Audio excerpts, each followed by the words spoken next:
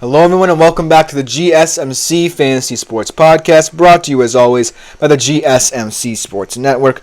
And this next segment is back from popular demand. I'm going to be doing my own personal fantasy QB rankings for this week. Actually, they're not necessarily rankings. I just look at the QB matchups for the week and kind of decipher who I believe will have standout performances, but they are kind of rankings because I think that you could definitely figure out who I favor over others based off the matchup as well.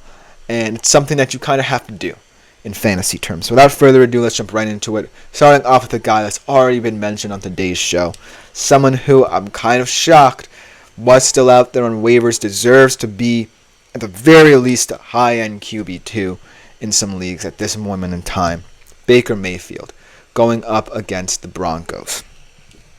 18.8 fantasy points against Detroit in that revenge game really showed the moxie and awareness that he's now becoming a part of his game now that he's on Tampa. Now, a lot of people were concerned, and a lot of people might still be concerned, that this whole Liam Cohen thing might not work out because he was so exceptional under Dave Canales and his rejuvenation last year. But this year just feels different because even though it's a different face at OC, it's still the same kind of concept.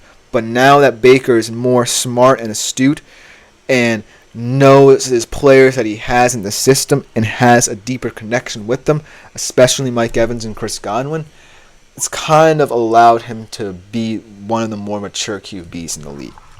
Going up against the Broncos team that kind of feels all helter-skelter, I think that their defense is still very excellent. They have a fantastic secondary that will keep them in games. But right now, this Broncos team does not seem very appealing to me at all, even if their defense is their best part of this game. And Baker will take advantage of that. He is hungry. He's ready to take the league by storm this year. And he just looks much more mature. Yes, there were a couple of plays in that Lions game where you might say he looked a little bit like the shaky Cleveland Baker that we saw early on in his career, but for the most part, he has been a solid citizen at the QB position. And that is why I myself personally picked him up off waivers. I said he can't be out on the market for that longer. I've got to take precedent here and pick him up myself. So make sure that Baker, if he's still out there on waivers, is claimed by you or by someone else because he deserves to be. Let's talk about an interesting QB kind of matchup here between two QBs that have taken the league by storm thus far. Jared Goff and Kyler Murray, Lions against Cardinals. This game has now become one of the weirder kind of contentious matchups in Week 3. Because of the play of both of these teams. On one side, you have Jared Goff, who kind of had a career year last year, a lot of expectations, a lot of hype surrounding him in this offense this year, but they've kind of fallen flat this year. I wasn't impressed by their win against LA, and I was left a little bit kind of, not necessarily stunned, but kind of felt a little bit sad for them after losing to the Bucs, where there was a lot of hype around this game, and I wanted to see both of these QBs go toe-to-toe, and Jared Goff did not live up to expectations for some reason. He does not look like the same guy as he did last year. The offense isn't operating the same as it was last year, but he still put up good yards, just that he's not necessarily putting up the fantasy points you would want him to. But then again, he's never necessarily been that attractive of a fantasy QB. He's kind of in that, not necessarily putting him on that pedestal in QB terms, but he's kind of like an Aaron Rodgers if you look at him from just a pure fantasy perspective, where he puts up good stats, but he's not necessarily the best fantasy QB. But now it's starting to become that he's not a good fantasy QB and not good in producing in real life. But this game just feels different. Yes, the Cardinals' defense looked stellar against the Rams, but they were a banged-up Rams team. Down 2 linemen, down 2 of your top receivers. Of course, any defense is going to look good against a depleted offense. So Jared Goff should take advantage of this Cardinals defense because they're not as good as what they looked like against the little LA Rams. They're not going to play depleted teams week in, week out. And so this game definitely could project to be a shootout. On the other side of things, Kyler has looked nothing short of amazing. Perfect passer rating this past weekend. 28.54 fantasy points against the Rams. Really looks very comfortable to start the year. He was a guy that I was singing his praises before the season even started. I knew that he just fits this offense so well, and once he came back, even though Jonathan Gannon had not necessarily seen him as Tim Nelson, a new commenter says, I got Laporta and Bowers. Worth flexing. One of my other options are Xavier Worthy, Tank Dell, and Yoshivas. I would say you can flex because of the guys that you mentioned as other options. Xavier Worthy, I really like. Definitely didn't have the best of games against the Bengals this weekend, but I still project him to have a lot of targets. I still project him to get a lot of touches in this offense. They're going to find ways to scheme him into this, and especially now with the absence of Hollywood Brown, he is going to have to play a bigger role. And Tank Dell, I really like him. In that game against the Bears, really didn't have many big plays, but still, I think that, he is what a wide receiver 3 is supposed to be. And Yoshivas, who knows what he's going to be. I just mentioned him as someone who could be a red zone threat for the Cincy Bengals team. But he's more of a long-term project, but they're still nice options. Laporta and Bowers, though, I expect Laporta to get going. And Bowers had a good game against the Ravens this past weekend. So they're two nice options, but you can't afford to flex one of them. I feel like Bowers is right now still an experiment. And I don't expect him to be a week in, week out, or a tight end that can consistently put up those numbers. And they're not necessarily going to be a pass-first offense. So I feel like it's worth it to flex one of them and maybe, bring in a guy like Xavier Worthy, because Xavier Worthy is going to have a lot of touches.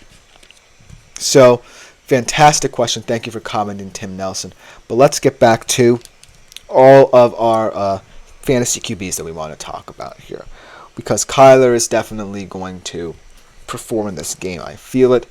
I feel that this Cardinals offense is getting better than we expected. I really was impressed by McBride as well. Wilson is becoming more and more of a fascinating option. So look for this to be a competitive game. And then let's talk about Joe Burrow a little bit. This is a game, Monday night game against the Commanders, so he has a little bit of rest.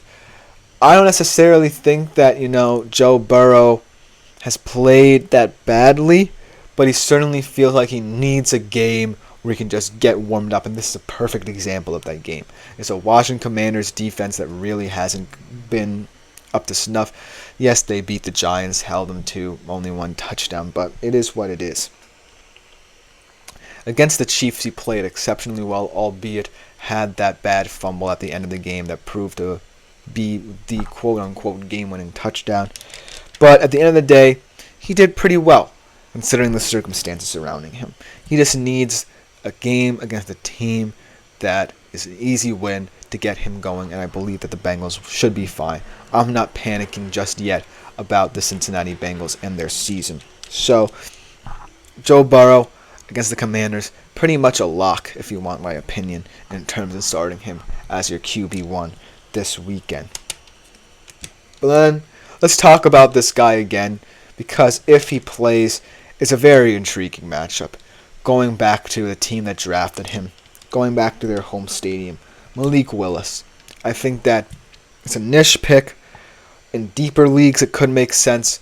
But overall, Malik Willis is definitely in a better situation than most QBs will be in if they have to come in to replace their QB1. So, Malik Willis did a good job with what he did. He didn't do that much, wasn't expected to do that much.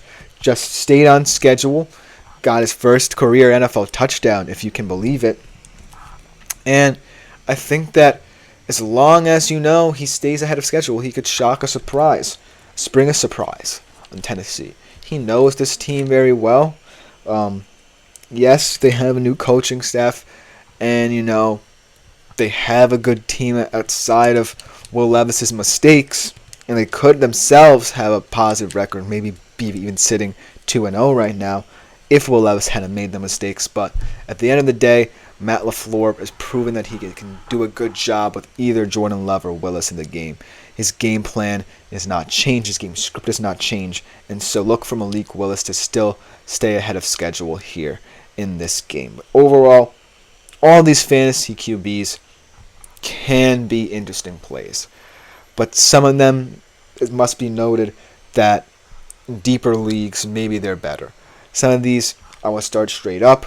Some of these you might have to wait and see. But right now, I feel that all of these guys can, to some effect, get going in this league. Let me know what you think in the comments. Another guy that I will throw out there, how about Skylar Thompson? I wouldn't be surprised, even as a Seahawks fan, and I don't want it to happen. Skylar Thompson having all these weapons at his disposal, just dinking and dunking his way on the field, maybe putting up a couple touchdowns. Who knows? But at the end of the day, these guys all project to really stand out this weekend because of the favorable matchups that they have. So, make of that what you will. But coming up next on today's show, we are going to be looking at the running backs now. Especially now that a lot of different storylines are coming out about injuries, you want to stay ahead of the curve in terms of picking your running back for Week 3. So we'll be right back after this short break to talk about that and more.